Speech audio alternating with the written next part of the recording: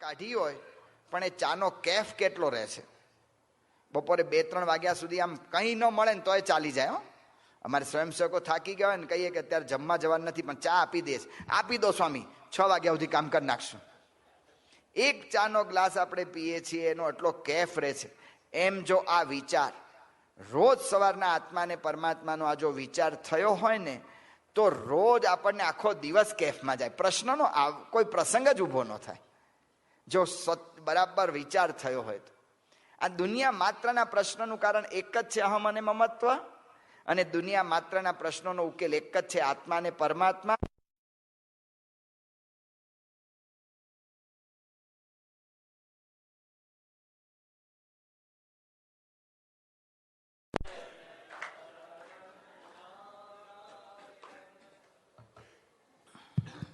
તો દુનિયા માત્રના પ્રશ્નનું કારણ એક જ છે, અહમ અને મમત્વ. અને દુનિયા માત્રના પ્રશ્નોનો ઉત્તર એક જ છે, આત્મા અને પરમાત્મા. કહેતા કે અક્ષર અને પુરુષોત્તમ. અને એના માટે શાસ્ત્રીજી મહારાજે આ બધો દાખલો કર્યો. એ અક્ષર પુરુષોત્તમની મૂર્તિ પ્રતિષ્ઠા નૈરોબીમાં થયા અને આજે 10 વર્ષ પૂરા થયા એના ઉજવણી નિમિત્તે આપણે આ ઉત્સવ કરી રહ્યા છીએ. એના દશાબ્દી મહોત્સવ નિમિત્તે આ ઉજવણી કરી રહ્યા છે. તો આ જ્ઞાન જો જીવનમાં દ્રઢ થાય, આ આત્મા અને પરમાત્માનું જ્ઞાન, અક્ષર અને પુરુષોત્તમનું જ્ઞાન, તો જીવનના પ્રશ્ન માત્ર બધા ઉકેલ આવી જાય. પણ આ આત્મા અને પરમાત્માનો વિવેક, આ વિવેક કેવી રીતે દ્રઢ થાય?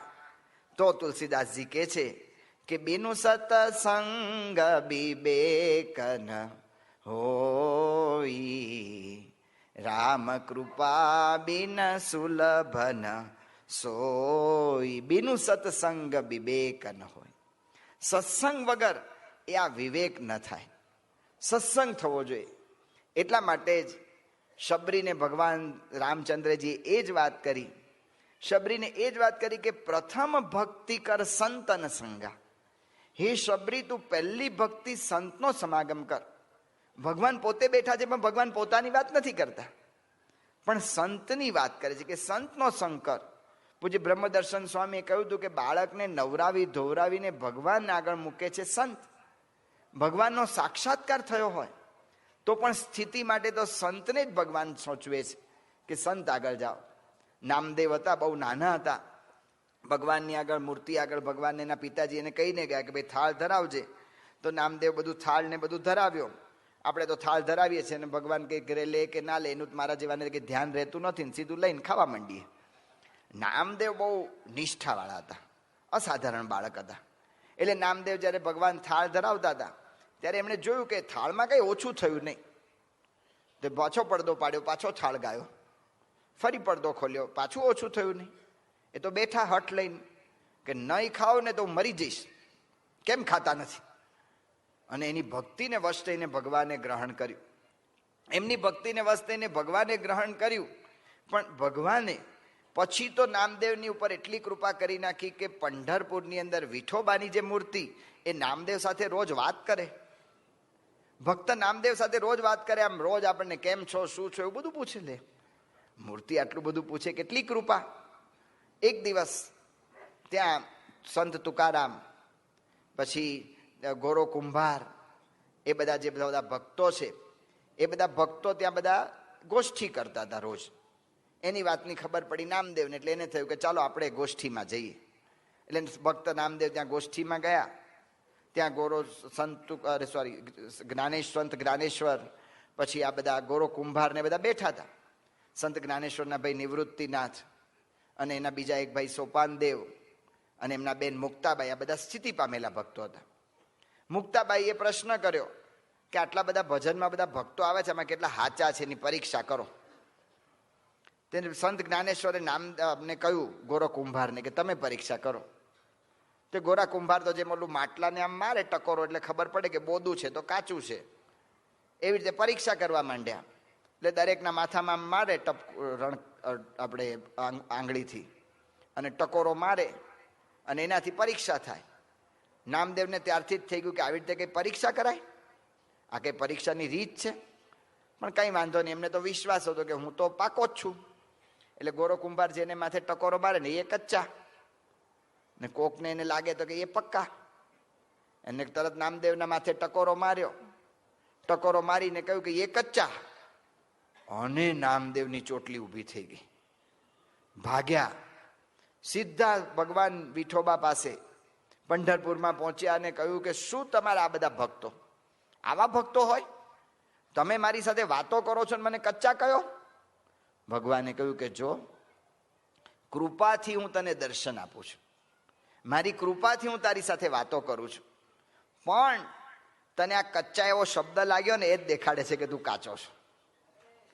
તું કાચો છો એવો શબ્દ તને લાગ્યું ને, ઓછા પાવીને. માન અપવાદમાં સ્થિરતા રે જ ભક્ત સાચો. તો કેવી રીતે એવા ભક્ત થવાય કે સંતની સેવા કર. અને પછી સંત જ્ઞાનેશ્વરના શિષ્ય હતા વિસોબા ખેચર, એને મળ્યા, એમની સાથે બધી જ્ઞાન ગોષ્ઠી થઈ, એમની સેવા કરી, એમનો સમાગમ કર્યો, એનાથી એમની સ્થિતિ થઈ. એટલા માટે કહે છે કે પ્રથમ ભક્તિ કર સંતન સંગા.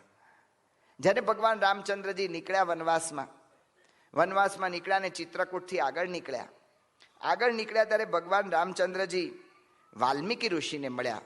તુલસી રામાયણ પ્રમાણે વાલ્મીકી ઋષિને મળ્યા. વાલ્મીકી ઋષિ એટલા બધા આનંદિત થઈ ગયા કે ભગવાન રામચંદ્રને આશ્રમની બહાર સુધી લેવા આવ્યા. આવા મોટા ઋષિ આટલું બધું સન્માન આપે, કારણ કે રામચંદ્રજીની એવી સ્થિતિ એ જાણતા હતા, રામચંદ્રજીનો ભગવાનનો મહિમા જાણતા હતા. એટલે લેવા આવ્યા અને અંદર લઈ આવ્યા આશ્રમમાં બેસાડ્યા, બધી અર્ઘ્ય પાદ્ય બધું અર્પણ કર્યું, બધી વાતચીત થઈ. ભગવાન રામચંદ્રજીએ વનવાસની બધી વાત કરી. વનવાસની વાત કર્યા પછી ભગવાન રામચંદ્રજીએ વાલ્મીકી ઋષિને કહ્યું કે અમે ચિત્રકૂટ પરથી એટલા માટે નીકળી ગયા કે ત્યાં વારંવાર અયોધ્યાવાસીઓ આવે અને પછી એમને ઉપાધિ થાય બીજા ઋષિઓને બધાને, કારણ કે એમને તો શાંત સ્થળ જોઈતું હોય ને એમાં બધા માણસો બહુ મંડે તો એમ તપશ્ચર્યામાં વિઘ્ન થાય. એટલા માટે અમે નીકળી ગયા છીએ. પણ હવે તમે અમને કોઈ એવી જગ્યા બતાવો. અસજીય જાની કહીએ સોઈ ઠાઉં, એવી કોઈ ઠામ, એવું કોઈ સ્થાન બતાવો. સિય સૌમિત્ર સહિત જહ જાઉં, જ્યાં હું સીતા અને સૌમિત્ર કહેતા કે લક્ષ્મણ સાથે જઉં.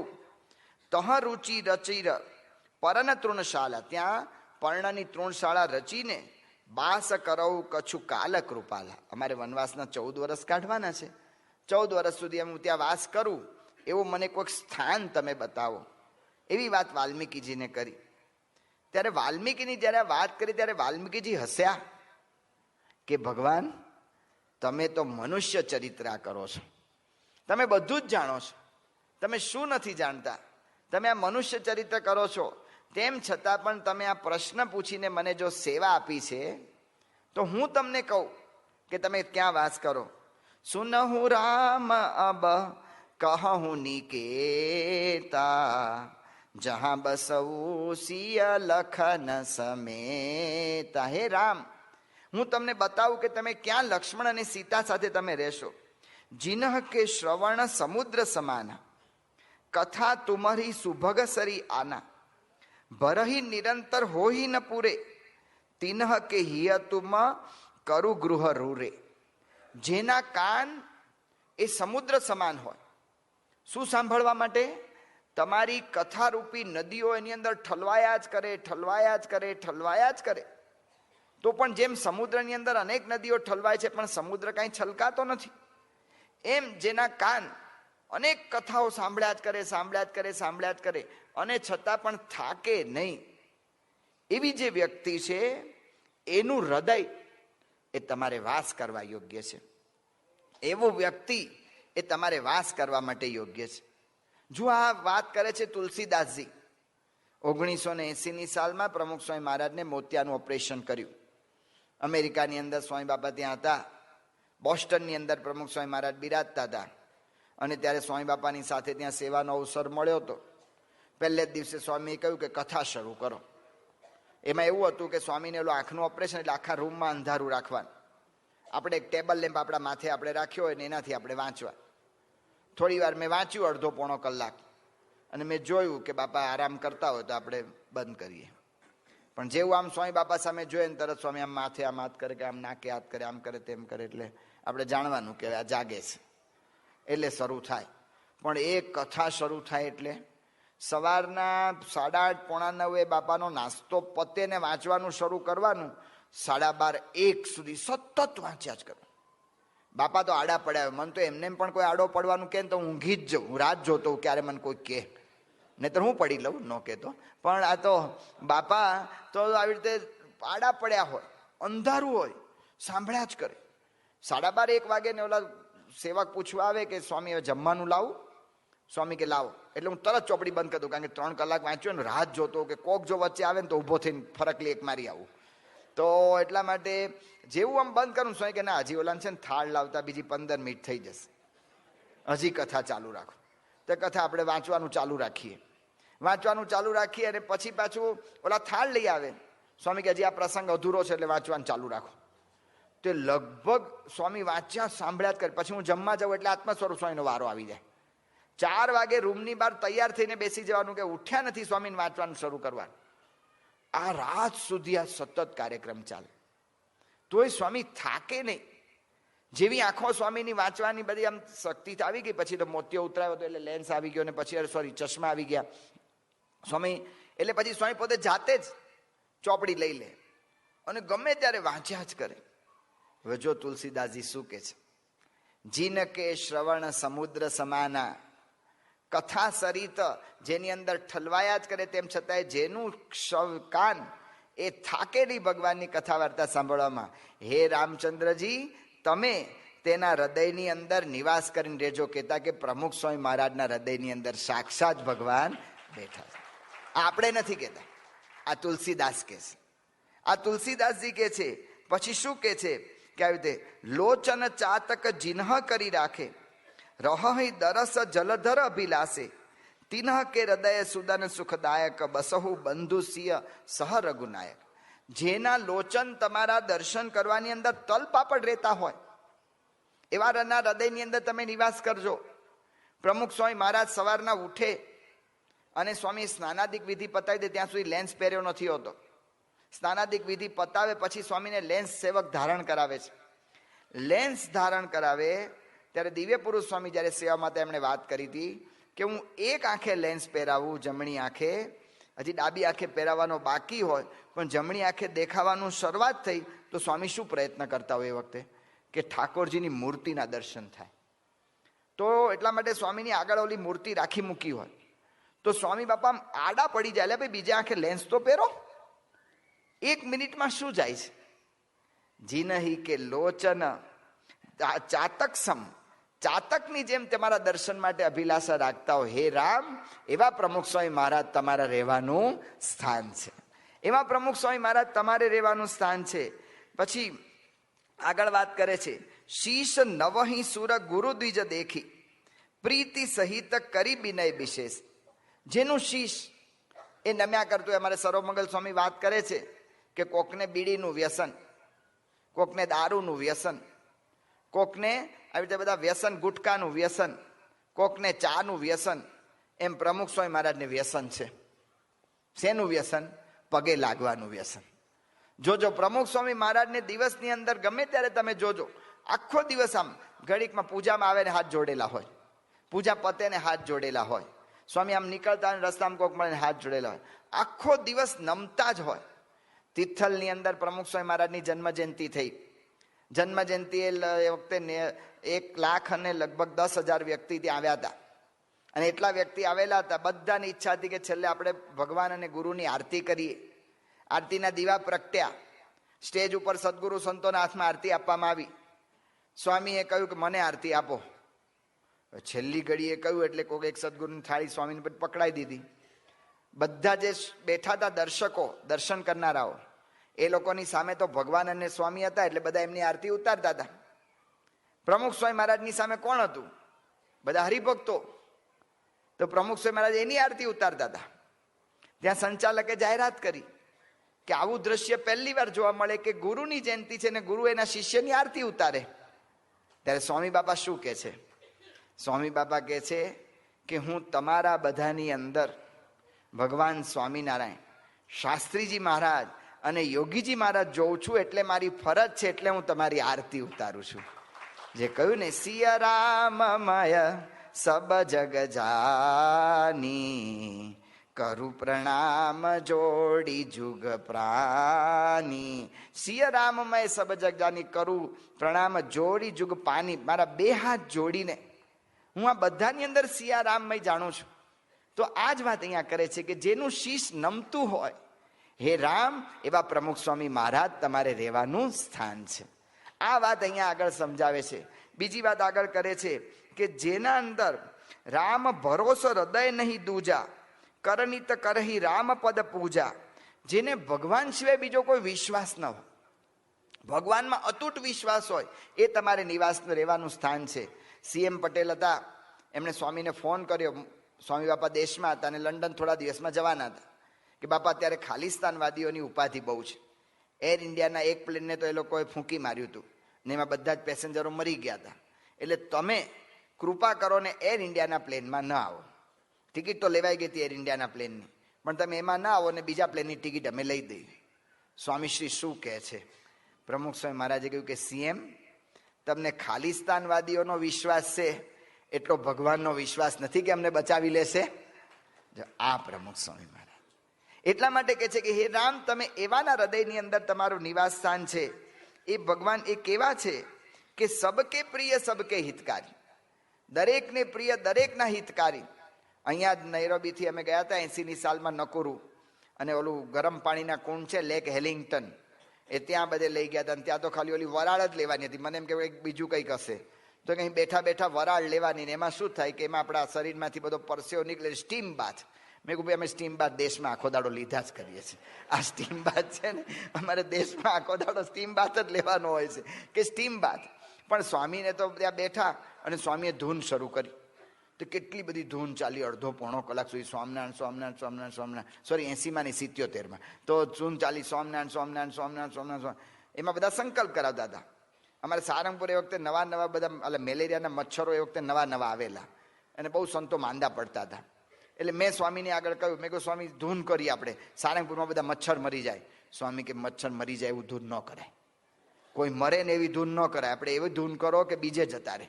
સ્વામિનારાયણ સ્વામિનારાયણ. જો એક સંકલ્પમાં પણ જે બીજાનું અહિત કરતા નથી. પ્રમુખ સ્વામી મહારાજ કહે છે કે મને કોઈનું અહિત કરવાનો ક્યારેય વિચાર આવ્યો નથી. એટલા માટે વાલ્મીકી કહે છે કે હે રામ, આ પ્રમુખ સ્વામી મહારાજ જેવા જે સંત છે ને એ તમારે રહેવાનું સ્થાન છે, કે જે કોઈનું અહિત નથી ઈચ્છતા. લખે પછી આગળ કહે છે દુઃખ સુખ સરીસ પ્રશંસાગારી, જેને પ્રશંસા અને ગાળ એ સરખા છે, જેને સુખ અને દુઃખ સરખા છે. હમણાં થોડા વખત પહેલા, થોડા અણસમજુએ 2 વર્ષ પહેલા પ્રમુખ સ્વામી મહારાજ પછી બીજા 1-2 સંતો એ બધાના પૂતળા જેવું બનાવ્યું અને એને આગ ચાપી. સંતો એકદમ ઉદાસ થઈ ગયા. સંતો સ્વામી બાપા પાસે આવ્યા કે બાપા આવી થયું. બાપા કે શું થયું? કે બાપા આપણા પૂતળા બાળ્યા. બાપા કે કોના કોના? કે એક તો આપના, બીજા અમારા આરુણી ભગત, અને ત્રીજા અમારા અધ્યાત્મ સ્વામી ગઢડાના કોઠારી, કે એના બધાના પૂતળા બાળ્યા. તો આવું આ લોકો આપણું અપમાન કર્યું. બાપા કે એમ? બહુ સારું કહ્યું. આપણે આપણા છતી દેહે આપણે આપણો અગ્નિ સંસ્કાર જોયો. જો આ પ્રમુખ સ્વામી મહારાજ સુખ દુઃખ સરીસ પ્રશંસાગારી. હે રામ, આવા જે સંત છે એ તમારે રહેવાની જગ્યા છે. એટલા માટે કહ્યું કે રામ મિલન કે કારણે જોતું ભયો ઉદાસ, તુલસી શોધી લે સંગત સંત કી રામજીનો કે પાસ. જેની પાસે રામ છે એવા સંતને શોધી લે. એટલા માટે કહ્યું કે રામાયણ રામસ્ય અયનમ, રામને રહેવાનું સ્થાન કયું, રામનું નિવાસ સ્થાન કયું? તો પ્રમુખ સ્વામી મહારાજ જેવા જે સંત છે એ રામને રહેવાનું નિવાસ સ્થાન છે. આપણી ઈચ્છા છે કે આપણા ઘરને આપણે રામ રાજ્ય બનાવવું છે. તો રામ રાજ્ય એ ઘર કઈ રીતે બની શકે? આ રામ રાજ્ય તો આવા સંત જે પ્રમાણે કે, કારણ કે એ જ પોતે રામનું નિવાસ સ્થાન છે. એકલા રામ નહીં, પણ પૂજ્ય ડોક્ટર સ્વામી કહે છે કે દરેક ભગવાનના નિવાસ સ્થાન આ સંત છે. અને હકીકત છે. આ તો આપણે રામાયણ દ્વારા ગુણો જોયા. તમે ગીતા લાવો, શ્રીમદ ભગવદ્ ગીતાના સ્થિત પ્રજ્ઞા લક્ષણ લાવો, અને પ્રમુખ સ્વામી મહારાજનું જીવન તો જાહેર જીવન છે. મેળવો અને દરેક ગુણે ગુણો તમને ન દેખાય તો મને કહો. શ્રીમદ ભાગવત લાવો. હમણાં જેને ગુણેરી જ્યાં ગીરધારીનું પુસ્તક બહાર પ્રકાશિત થયું છે, ભાગવતમાં જે સંતના લક્ષણ ક્યાં છે, એક એક ગુણ પ્રમુખ સ્વામી મહારાજની અંદર દેખાય. ઉપનિષદ લાવો. ઉપનિષદની અંદર જે કંઈ બ્રહ્મની વાતો કરી છે, એક એક ગુણ પ્રમુખ સ્વામી મહારાજની અંદર દેખાય. દરેકની અંદર દેખાય. આપણે તો કુરાન વાંચ્યું નથી, બાઇબલ વાંચ્યું નથી, પણ એની અંદર પણ જે કંઈ સંતના લક્ષણ કયા હોય ને એ બધા પ્રમુખ સ્વામી મહારાજમાં 100% દેખાય. એટલે ડૉક્ટર સ્વામી કહે છે કે પ્રમુખ સ્વામી મહારાજના દર્શન કરો છો તો અવતાર માત્રના દર્શન એમાં થાય છે, સંતો માત્રના દર્શન એમાં થાય છે. ભગવાન સ્વામિનારાયણ સર્વાવતારી દરેકના દર્શન પ્રમુખ સ્વામી મહારાજની અંદર આપણને થઈ શકે છે. એના ગુણો દેખાય છે. એવા સંત, એ સંત આપણને રામ રાજ્ય સ્થાપવા માટે શું કહે છે? પ્રમુખ સ્વામી મહારાજ કહે છે રામ રાજ્ય સ્થાપવા માટે એમણે 4 ઉકેલ આપણને આપ્યા કે ઘરની અંદર એકતા રહે એના માટે શું કરવું. તો પહેલી વાત કરી સત્સંગ, બીજી વાત કરી ઘર સભા, ત્રીજી વાત કરી એકબીજાને સમજવાની કોશિશ કરે, ને ચોથી વાત કરી મોટું મન રાખે. આ 4 ઉકેલ એમણે આપ્યા છે. તો એકબીજાને સમજવાની કોશિશ ક્યારે થાય, એ મોટું મન ક્યારે રહે, કે જ્યારે સત્સંગ દ્રઢ થાય. સત્સંગ ક્યારે દ્રઢ થાય?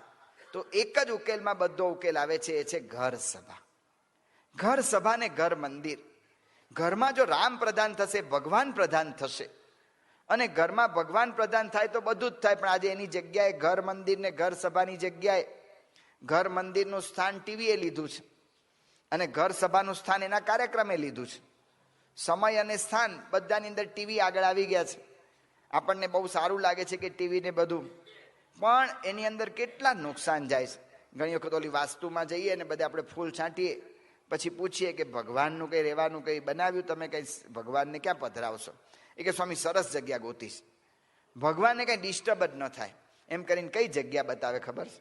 ઓલો દરવા ઓલું દાદરો ઉપર ચડતો હોય ને એનું નીચે ઢાળ્યું હોય ને ત્રિકોણિયું, એમાં કોઈ કામ ન લાગે જગ્યા, એટલે કે અહીંયા ભગવાનને પધરાવશું.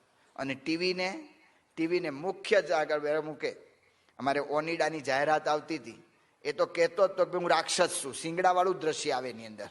ઓનિડા એ કહેતો હતો કે રાક્ષસ. ખરેખર આ ટીવીથી આજે કેટલા પ્રશ્નો થયા છે, આપણા દેશમાં જોઈએ કે વિદેશમાં જોઈએ, કેટલા પ્રશ્ન આ ટીવીથી થયા છે. પૂજ્ય બ્રહ્મદર્શન સ્વામી વાતો કરી, સારા ઘરના છોકરા, જે અમુક તો આપણે જાણીએ કે સંસ્કાર ન હોય તો બરાબર છે, આવા સંસ્કાર પડી જાય. સારા ઘરના છોકરા, અમદાવાદમાં સાઈબાગ વિસ્તારના મારવાડી જૈન કુટુંબના છોકરા, એક છોકરો 18 વર્ષનો અને બીજો છોકરો હતો 16 વર્ષનો. 2 ભાઈઓને વાંચવા માટે એના મા બાપે જુદી રૂમ કાઢી આપી, એટલે કે બીજી એક જગ્યાએ જૂની એક રૂમ ભાડે લીધી કે અહીંયા 2 જણ વાંચે. અત્યારે એસએસસીમાં એમાં ઘરમાં ડિસ્ટર્બ થાય એટલે ત્યાં જુદા વાંચે, એટલા માટે કરી આપી એની વ્યવસ્થા. આ 2 છોકરાઓ, એણે એના કાકાના છોકરા, એકની ઉંમર 8 વર્ષ ને એકની ઉંમર 6 વર્ષ, સોરી એકની ઉંમર 10 વર્ષ ને એકની ઉંમર 8 વર્ષ, એ 2 છોકરાઓનું અપહરણ કર્યું. અને એના કાકાને ફોન આવ્યા કરે, ઇતના પૈસા દે દો, આમ તેમ. પોલીસ તપાસ કર્યા કરે, પણ ઘરમાં ચોરે ખબર કેવી રીતે પડે? એટલે આ 2 છોકરાને અપહરણ કરીને જે રૂમમાં એ વાંચતા હતા ત્યાં રાખેલા. ઓલા છોકરા બચારા એના ભાઈઓની હારે રહેતા હોય એટલે એને તો કંઈ બહુ શંકા જાય નહીં, પણ છોકરા પછી તો ઈચ્છા રાખે ને કે મમ્મી પપ્પા પાસે જવું છે, અમને જવા દો. એટલે છોકરા રડવા માંડ્યા. એટલે આ 2 જણે શું કર્યું કે એને નાસ્તો કરાવે, કંઈ ખવડાવે અને ઊંઘની ગોળી આપી દે. એટલે પાછા 6-1 કલાક ઊંઘી જાય. પાછો જાગે છોકરો કે મને ઘરે જવા દો. એટલે પાછી એને ખવડાવીને ઊંઘની ગોળી આપી દે. ઊંઘની ગોળીનો ડોઝ વધી ગયો, અને ડોઝ વધતા બંને છોકરા મરી ગયા. બંને મર્યા. 8 વર્ષના છોકરાને કોથળામાં નાખ્યો, અને કોથળામાં નાખીને સ્કૂટર ઉપર લઈ ગયા, અને સ્કૂટર ઉપર લઈ જઈ ઓલો આપણે અક્ષરધામ, આપણે ગાંધીનગર જઈએ ત્યાં વચ્ચે ઇન્દિરા બ્રિજ આવે છે, ત્યાંથી નીચે સાબરમતીની નદીની અંદર પધરાવી દીધો કોથળો. ઓલો 10 વર્ષનો છોકરો મોટો હતો, કોથળામાં આવે એવો નહોતો. એટલે શું કરવું, બંને ચિંતા કરતા. એને કંઈ ઉકેલ સૂઝ્યો નહીં. એટલે 1-2 દિવસ ગયા, મળદું ગંધાય. આજુબાજુના પાડોશીઓને શંકા ગઈ કે આમાં કંઈક છે. એટલે પોલીસને વાત કરી કે એમાં તપાસ કરો. પોલીસે તપાસ કરતા ઓલો મળેલો છોકરો નીકળ્યો. 2 છોકરાઓ 18 વર્ષ ને 16 વર્ષના, બંને જૈન કુટુંબના છોકરાઓ, જૈન ધર્મી છોકરાઓ, મારવાડી કુટુંબ. એને પ્રશ્ન પૂછવામાં આવ્યો કે આવા તમે સારા કુટુંબના દીકરાઓ, તમને આ પ્રેરણા ક્યાંથી મળી? એમણે કહ્યું કે અમે ફિલ્મ જોઈતી પાપ કી દુનિયા. આ પાપ કી દુનિયા ફિલ્મમાંથી અમને પ્રેરણા મળી કે અપહરણ કરીને આવી રીતે કરી શકાય છે. કોઈ પણ હોય, નાના છોકરાને કેટલી અસર થાય છે. બિહારની અંદર પૂરબિયા જિલ્લામાં સારસી નામનું ગામ, રાજેશ અને મુન્નો 2 મિત્ર હતા. બંને પાડોશીમાં રહે. 10 વર્ષની ઉંમર. 24મી મેના મુન્નાને ઘેર ટીવી હતું ને ટીવીના અંદર શોલે ફિલ્મ આવતું હતું ને શોલે ફિલ્મ જોવા માટે બંને ગયા. હવે શોલે કંઈક બહુ સારું પિક્ચર હશે એટલે બેયને નજીક બેસવા માટે થોડી ઝઘડા ઝઘડી થઈ ને નાના 10 વર્ષના છોકરા એટલે ઝઘડા ઝઘડીમાંથી મારામારી થઈ. તો રાજુ જે હતો, જે મુન્નાને ઘરે આવેલો, એ રાજુ ઊભો થઈ ગયો. રાજુ ઊભો થયો અને ઊભો થઈને એને ઘરેથી પિસ્તોલ લઈ આવ્યો અને ફિલ્મનો ડાયલોગ બોલતો એવી રીતે બોલ્યો, તેરે કો માલુમ હૈ મેં કોણ હું, એમ કરીને તરત ઓલી દબાવી દીધી ચાંપ. ગોળી છૂટી અને 10 વર્ષનો મુન્નો મરી ગયો. 10 વર્ષની ઉંમરે રાજુએ ખૂન કર્યું. આ ટીવી છે, આ સંસ્કાર. આપણને એમ લાગે કે આપણા ઘરોમાં નહીં વાંધો આવે. નડિયાદની અંદર આપણા હરિભગતનો પ્રસંગ, આપણા હરિભગતના ઘરે નડિયાદની અંદર પોલીસ આવીને હરિભગતને પકડ્યા સીધા. હરિભગત કે ભાઈ સાહેબ મારો શું વાંક, બહુ વ્યવસ્થિત માણસ, આપણા પાક્કા હરિભગત. એ કે તમે આવા ધંધા કરો છો પોલીસ કે અમને રોજ તમે લેફ્ટ રાઈટ લેવડાવો છો. એટલે ભાઈ તમને અમે શું લેફ્ટ રાઈટ લેવડાવીએ? તમારા ઘરમાંથી રોજ ફોન આવે છે કે આતંકવાદીઓએ આ ટ્રેનમાં બોમ્બ મૂક્યો છે. તમને ખબર છે અમારે બોમ્બે જતી ટ્રેનને રોજ તપાસવી પડે છે, રોજ પોણો કલાકે ટ્રેન લેટ પડે છે. 10 ફોન અમારા પર આવી ગયા છે ને અમે બહુ તપાસ કરીને તમારો જ નંબર મળ્યો. આ ઓલા ભાઈ તો ગભરાઈ ગયા. હવે એને તો કંઈ ખબર જ ના પડી એટલે એને તો જેલમાં લઈ જ ગયા લોકો તો. હવે ઘરની અંદર એના ઘરમાં બધા સભ્યો ને એની બેન ત્યાં આવેલા હમણાં ત્યાં રહેવા માટે. એ બેનની નાનકડી છોકરી સ્વાતિ, એ સ્વાતિ નામની 15 વર્ષની છોકરી રડવા જ માંડી. બધાએ કહ્યું કે મને અત્યારે મારે ઘરે લઈ જાઓ. બધાએ કહ્યું કે તારા મામા અત્યારે ગયા જેલમાં, આપણા ઘરમાં મુશ્કેલીનો પ્રસંગ છે, તને તારે ઘરે કોણ મૂકવા આવે, તું રે થોડા 2 દાડા, બધું શાંતિ થાય પછી કંઈક કરીએ. તારા ના, મને અત્યારે જ ઘરે લઈ જાઓ. બહુ બધાએ પૂછ્યું ત્યારે એણે કહ્યું કે હું જ ફોન કરતી હતી. 15 વર્ષની છોકરી સ્વાતિ નામની એ રોજ નડિયાદ સ્ટેશને ફોન કરે, રેલવે સ્ટેશને, અમે આતંકવાદી છીએ, આ ટ્રેનમાં અમે આવીએ છીએ ને અમે બોમ્બ મૂક્યો છે. આવી બધી રોજ ફોન કરે છોકરી. એને પૂછ્યું કે તને આ પ્રેરણા શેમાંથી મળી, તો આ પ્રેરણા શેમાંથી તને આવી બધી મળી?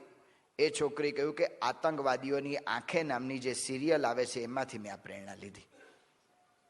જો આ છોકરાઓને કેવા સંસ્કાર પડે છે. બધા ઘરની અંદર ખૂન થતા નથી, બધા ઘરની અંદર કોઈને મારી નાખવાના પ્રસંગ બનતા નથી, પણ ઘરનો છોકરો ઘરમાં સિસોટી તો વગાડતો થઈ જાય, એ ઘરમાં જેમ તેમ બોલતો તો થઈ જાય, એ ઘરમાં જેવી રીતે આવી રીતે આમ કોઈની આમન્યા ન રાખે એટલો તો થઈ જ જાય. તો વિચાર કરવાનો છે કે આપણે જેને માટે સમય આપીએ છીએ એ સમય, આપણી ક્રિયા એ રામ રાજ્ય સ્થાપે એવી છે. સંસ્કૃતમાં શ્લોક છે, પુણ્યસ્ય ફલમ ઈચ્છંતિ પુણ્યમ નેચ્છંતિ માનવાહ ન પાપ ફલમ ઈચ્છંતિ પાપમ કુર્વંતી યત્નતઃ. પુણ્યસ્ય ફલમ ઈચ્છંતિ, પુણ્યનું ફળ ઈચ્છે છે પણ પુણ્ય કોઈ કરવા માંગતું નથી. પાપનું ફળ ઈચ્છતા નથી પણ પાપ પાછા યત્નપૂર્વક કરે છે.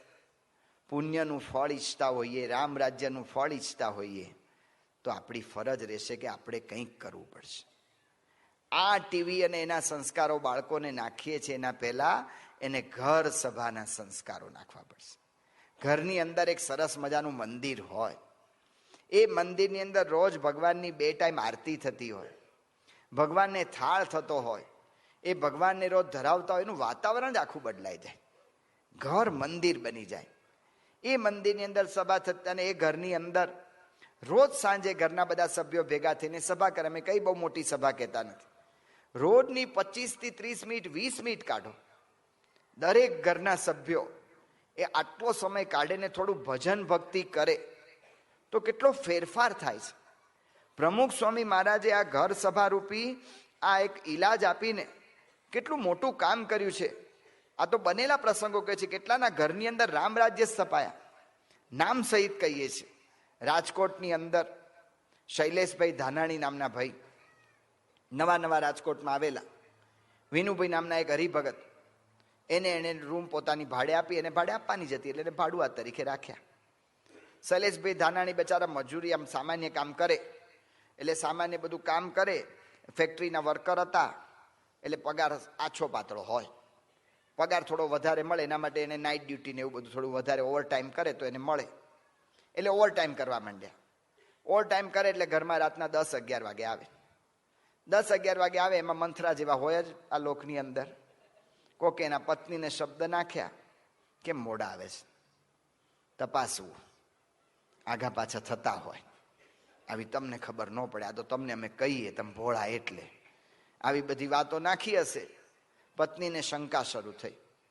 શંકાનો કોઈ ઈલાજ નથી હોતો, આપણે જાણીએ છીએ.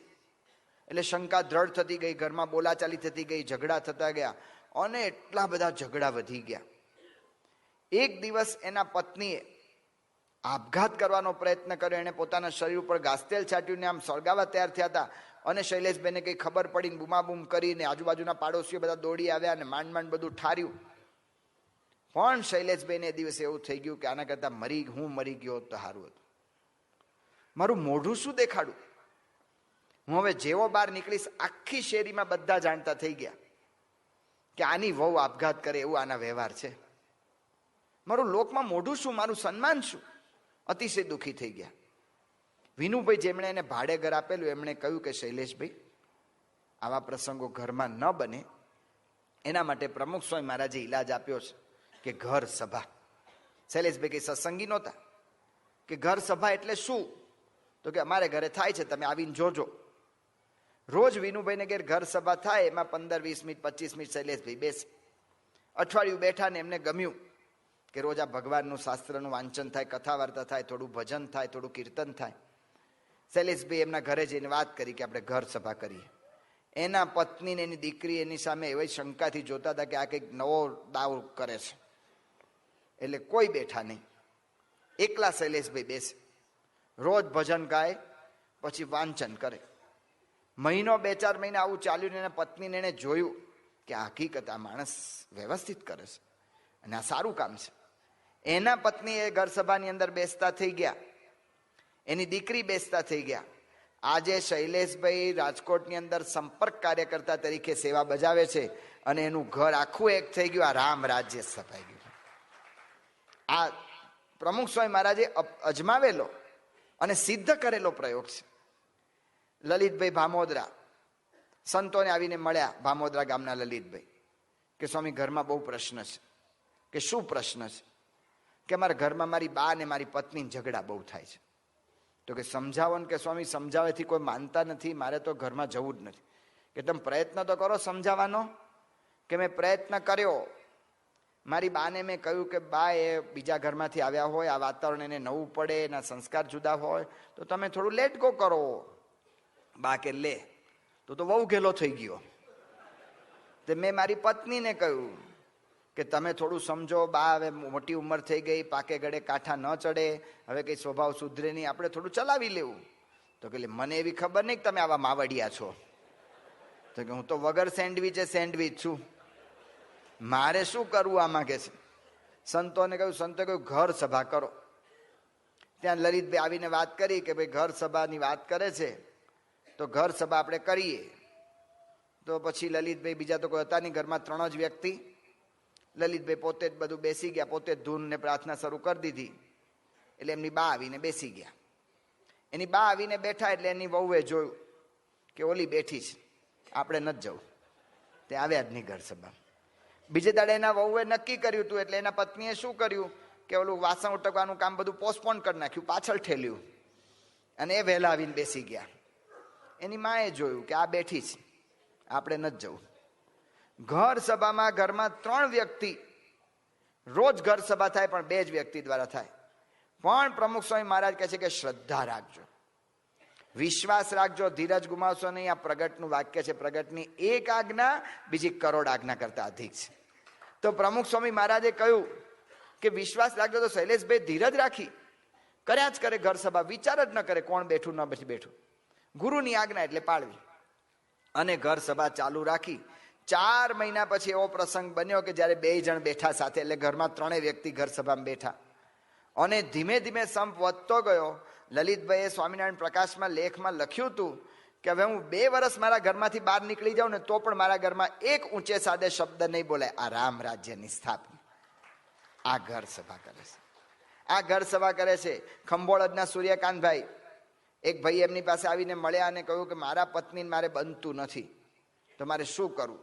સૂર્યકાંતભાઈએ કહ્યું કે ઘર સભા કરો. કે ઘર સભા કેવી રીતે કરવાની? કે આવી રીતે તમારે બધા ઘરના સભ્યો ભેગા બેસવાનું. પણ મારા પત્ની મારી ઘેર હોય તો કરું ને.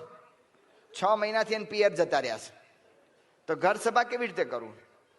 એટલે એમના પત્નીને કે મારા પત્નીએ મને એમ કહ્યું છે કે કાં તો હું મને રાખો ને કાં તો તમારા મા બાપને રાખો, 2 માંથી એક બનશે, 2 ભેગું નહીં બને.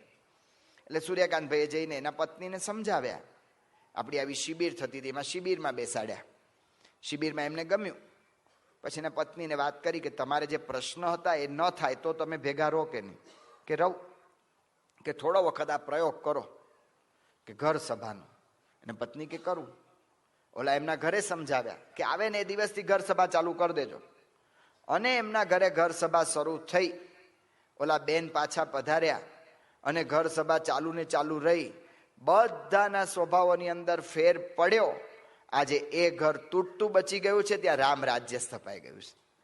જો પ્રમુખ સ્વામી મારે આ તો કેટલા આવા પ્રસંગોથી તો આખી ચોપડીઓ ભરાય એટલા બધા પ્રસંગો છે. ઘરના પ્રશ્નો, સાસુ વહુના પ્રશ્ન, ભાઈ ભાઈના પ્રશ્નો, કેટલા બધા પ્રશ્ન. બાળકોને કેટલા સારા સંસ્કાર પડે છે. રૂપેનભાઈ છે ટોરન્ટોની અંદર, એમને પોતે ઓલું લોન મૂવરથી ઓલું લોન કાપતા હતા. અને લોન કાપતા હતા અને લોન કટિંગ મશીનથી લોન કાપતા હતા અને એનો એ મશીન પોતાના પગ ઉપર ચડી ગયું, આંગળા પર. એટલે આંગળા બધા છૂંદાઈ ગયા. એટલે ઘરના બધા માણસો ભેગા થઈ ગયા. બધા થોડાક રડવા માંડ્યા, થોડાક કે તાત્કાલિક હવે કેવી રીતે મોટરમાં પહોંચાડીને હોસ્પિટલમાં પહોંચાડીને તૈયારી કરવા માંડ્યા. નાનો છોકરો એનો ભત્રીજો મળે નહીં, 5 જ વર્ષનો ભત્રીજો. એ ભત્રીજાને ગોતવા નીકળ્યા કે ભાઈ એ ક્યાં જતો રહ્યો, એ ક્યાં ખોવાઈ ગયો, એને કંઈ થયું નથી ને? તો બધા જોવા નીકળ્યા. ત્યારે જોયું તો એ ભત્રીજો એના ઘરની અંદર મંદિર હતું, ત્યાં બેઠો બેઠો ભગવાનને ધૂન કરતો હતો કે મારા કાકાને ભગવાન જલ્દી સાજા કરી દો. 5 વર્ષના છોકરાને આ સંસ્કાર ઘર સભામાંથી પડે છે. પૂજ્ય મોહન સ્વામીએ ગઈકાલે વાત કરી હતી. એમના જ ઘરની અંદર એમના ભાભી 30-31 વર્ષના આકસ્મિક રીતે ધામમાં જતા રહ્યા. એને 2 બાળકો, 6 વર્ષની ભત્રીજી અને 1.5 વર્ષનો ભત્રીજો, બંનેને મૂકીને ગયા.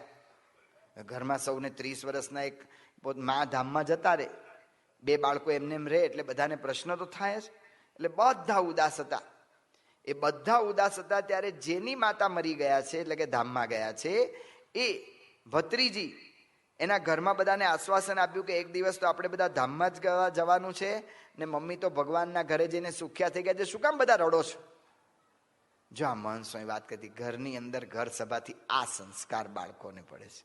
આવા સંસ્કાર પડે છે. ઘરની અંદર કોઈ સગવડ ને. લાલજીભાઈ મુંજાણી, આ તો બધા મોટા મોટા પરદેશના ને બધા પૈસાદારોની આપણે થોડી ઘણી વાતો કરી.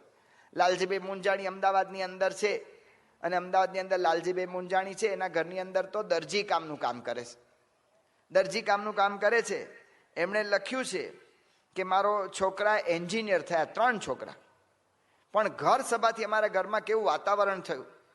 અમારા ઘરની અંદર એટલી સાત્વિકતા એની મેળે આવી ગઈ કે ઘર સભાને લીધે અમારા ઘરમાં છાપું આવે તો ફિલ્મની અમુક ઓલા પાની આવતા હોય છે ને, અંદર ફિલ્મના પાના આવતા હોય છે, પૂર્તિ આવતી હોય છે, એ તરત જ ઘરની બહાર જ મૂકી દેવામાં આવે, પસ્તીમાં જ મૂકી દે પહેલા. અને 3 છોકરા એ બરાબર ભણે છે. અમદાવાદની અંદર રહીને આ 3 છોકરા આ જમાનામાં એન્જિનિયર થયા છે. હજી સુધી એક ફિલ્મ એને જોઈ નથી. આ છોકરાઓ એ કોઈ દિવસ મારી પાસે પૈસા માગતા નથી. એ જાણે છે કે પપ્પાને દરજી કામનું કામ છે, ક્યાંથી પૈસા લાવશે ખોટા ખર્ચા માટે, આના માટે. કોઈ દિવસ ખોટો ખર્ચો કરતા નથી. હું પૈસા આપું તો એનો હિસાબ મને પાક્કો આપી જાય છે. કોઈ દિવસ કોઈને કે ટીવી બીવી એવું જોવાનું વ્યસન પણ એમને થયું નથી. જો આ ઘર સભા, એટલે એમણે કહ્યું કે રવિ સભા ચિંતામણી છે અને ઘર સભા પરમ ચિંતામણી છે. એવી વાત લાલજીભાઈ મુંજાણી કરે છે. આવા તો કેટલા બધા દાખલા છે. હરિભાઈ ચૌહાણ, ઘર સભામાં વંચાય યોગી ગીતા. યોગી ગીતામાં આવ્યું કે કોઈ કંઈ કહે તો કટ વળી જવું. તો કટ એટલે તરત, આ કાઠિયાવાડી અમારો સૌરાષ્ટ્રનો શબ્દ છે કટ, તરત વળી જવું. એટલે છોકરીને ખબર ના પડી એટલે પૂછ્યું, પપ્પા કટ એટલે શું? કે કટ એટલે તરત. તો છોકરીને જ પોતાને વિચાર આવ્યો કે હું તરત નથી વળતી. નહીં કે હા બેટા તું નથી વળતી, તને કંઈ કામ બતાવે તું તરત કરતી નથી. કે કાંઈ વાંધો નહીં, યોગી બાપા કહેશે ને એટલે હું કરીશ, એવું જાહેરમાં બોલી ગઈ. બીજે દાડે હરિભાઈએ છોકરીને છાપું આપ્યું કે લે બેટા, બાજુમાં આપણા પ્રફુલ્લ કાકા છે, એના છાપું આપી આવતો. ઓલો મોકલો અહીં બેઠો છે એને કયો, મને ન કયો. કે એ એનો ભાઈ બેઠો તો કે એને કહો, મને કેમ કહો છો એમ. તો ઓલા એના પપ્પાએ કહ્યું કટ, તરત ઊભી થઈ ગઈ. હરિભાઈ લખે છે કે અમારા ઘરમાં હવે કોઈ પણ કામ બતાવું તો એને કટ જ કહેવાનું. કેટલા બધા સંસ્કારો આવા બધા પડે છે. બાપ દીકરાને પ્રશ્ન, યોગેશ નામનો છોકરો 18 વર્ષનો થયો, સંસ્કૃતમાં અમને શ્લોક ભણાવે છે કે પ્રાપ્તે તું 16 વર્ષે પુત્ર મિત્રવત આચરે. 16 વર્ષના થાય ત્યારે પુત્રની સાથે મિત્ર જેવો વર્તાવ કરવો, મિત્રની જેમ એની સાથે રહેવું. પણ 16 વર્ષના થાય આપણને એમ 16 વર્ષનો થાય આપણે તો ઓલો નાનો જ દેખાય. ઓલો નાનો હોય ત્યારે આપણે આમ તેડી તેડીને ફરતા હોય એટલે આપણે કહીએ એમ કરતો હોય. પણ હવે ભાઈ સાહેબ 16 વર્ષનો થઈ ગયો એટલે હવે એ તમારું કયું નહીં કરે. અને ઓલો યોગેશને કંઈ વાત કરે એના પપ્પા, એટલે યોગેશ સામું બોલે એટલે આનાથી સહન ન થાય અને એને ધોલ ધપાટ કરે. અને ધોલ ધપાટ થાય અને આપણે જાણીએ છીએ, ઘણા બધાને અનુભવે છે કે કોઈ પણ મા બાપ પોતાના છોકરાને મારીને કાંઈ રાજી થતા નથી, બચારા દુઃખી થઈ જાય. સંતોની પાસે આવે કે શું કરવું, એ સામું એવું બોલે છે ને કે ગુસ્સો કાબુમાં રહેતો નથી. સંતોએ કહ્યું કે ઘર સભા કરો, કે ઘર સભા કરવું, પણ કોઈને આગ્રહ કરતા નહીં, યોગેશને ખાસ આગ્રહ કરતા નહીં. એટલે ઘરમાં આવીને વાત કરી કે આપણે ઘર સભા કરવાની છે. યોગેશને કહ્યું કે ભાઈ તું બેસજે. પણ બેસે તો યોગેશ છે નો, એ તો બેસે જ નહીં, જતો રહ્યો. રોજ ઘર સભા થાય. ધીમે ધીમે ઘર સભાથી ઘરનું વાતાવરણ બદલાવા માંડ્યું. યોગેશ ઘરની અંદર ઘર સભામાં બેસતો થયો અને આજે યોગેશ બાળ કાર્યકર્તા તરીકે સેવા કરે છે. જો આ ઘર સભા, કેટલા બધા આવા તો ઘણા પ્રસંગો છે. આપણે જેટલા કહીએ ને એટલા પ્રસંગો ઓછા છે. આ ઘર સભાની અંદરથી કેટલા ફેરફારો થયા. પરદેશનો મોટો પ્રશ્ન છે. આપણે વાત કરી હતી મા બાપ સાથે નિખાલસતાથી વાત થઈ શકતી નથી. ખાસ કરીને બ્રહ્મદર્શન સ્વામી વાત કરી હતી કે તમે સિંહ બનજો અને તમારા એવું કરજો કે તમારી સિંહણને કોઈ ઘેંટું ન લઈ જાય, અને કોઈ ઘેંટી એ તમારા દીકરાને ન લઈ જાય. પણ એના માટે સિંહ બનવા માટે એની સાથે આપણે વાતચીત કરીને એને સમજાવવા. કેવી રીતે સમજાવી શકાય? દીપકભાઈ ડેન્ટિસ્ટ લખે છે પોતાનો અનુભવ. અમે ઘર સભા શરૂ કરી, ઘર સભાની અંદર બધું શાસ્ત્ર વાંચન ને બધું થાય, એનાથી અમારા અંતર નિખાલસતા આવી ગઈ. અમારા છોકરા મા બાપની સાથે ફ્રેન્ડશીપ અંગે ચર્ચા કરતા થયા. કોની સાથે ફ્રેન્ડશીપ રાખી શકાય, કોની સાથે ન રાખવી, મને આ ભાઈ પ્રત્યે હેત થાય છે, કેવું છે, શું છે. જો આ ઘર સભા વાતાવરણ ઊભું કરે છે, આ ઘર સભા વાતાવરણ ઊભું કરે છે. એમ સાયકાટિસ્ટો કહે છે કે દીકરા દીકરીઓ સૌથી વધારે ઈચ્છા રાખે છે એના મા બાપ સાથે વાત કરવાની, પણ મા બાપ એને સમય નથી આપી શકતા. એને લીધે એના મિત્રો સાથે ફોન પર અડધો કલાક કાઢે છે. અને પછી મા બાપ એને પૂછે ને બેટા કેમ ચાલે છે? સરસ. એના મિત્રનો ફોન આવે, એની હારે અડધો કલાક વાત કરી, શું ચાલે છે, અમને ખાલી સરસ, એક જ શબ્દ. પણ ભાઈ તમે એવી નિખાલસતા નથી બતાવી. એ નિખાલસતા ક્યાંથી આવે? તો આ ઘર સભામાંથી.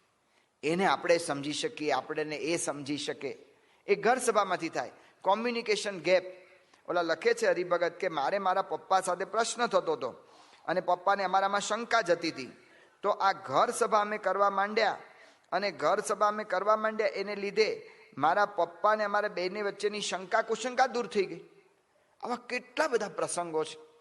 તો ઘર સભાને જો મહત્વ આપવામાં આવે, ઘણા હરિભક્તોએ ઘર સભાને એટલું બધું મહત્વ આપ્યું છે.